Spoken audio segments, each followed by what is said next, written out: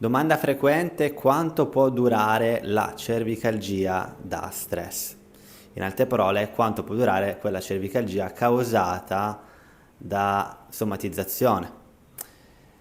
Può durare da un minimo di un giorno ad un massimo di tutta la vita.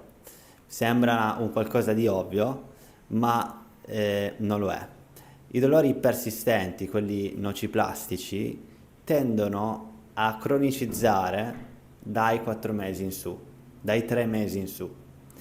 Quindi è importante capire che se soffri dolori persistenti alla cervicale in particolare e sono passati già 1 o 2 anni e non stai prendendoti cura del tuo benessere psicofisico, principalmente quello emotivo, c'è buona probabilità che questa cronicizzazione vada a perpetuarsi e a rafforzarsi, perché il sistema nervoso centrale tende a fare, ad imparare dal passato e dal presente.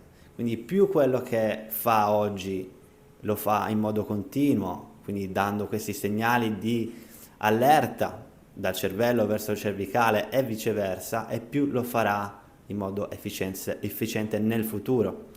È importante quindi dire che è essenziale veramente prendersi cura della parte mentale, prima di tutto, il benessere emotivo, psicologico, perché sappiamo che sono collegati molto bene.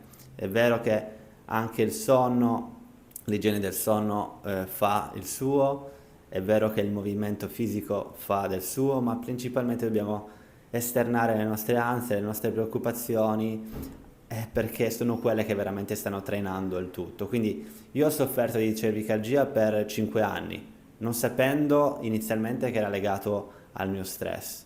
Sì, andava su a causa di lavori d'ufficio che non mi piacevano fare in passato, ma non sapevo che veramente c'era una causa emotiva, pensavo fosse semplicemente un aggravante, invece era la causa emotiva, quella radice emotiva che mi creava tutto il disagio.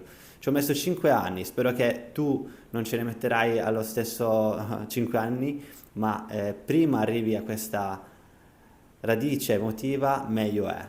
Quindi non devi per forza conviverci per tutta la vita. È possibile ritornare a stare bene, l'importante è andare sulle radici emotive.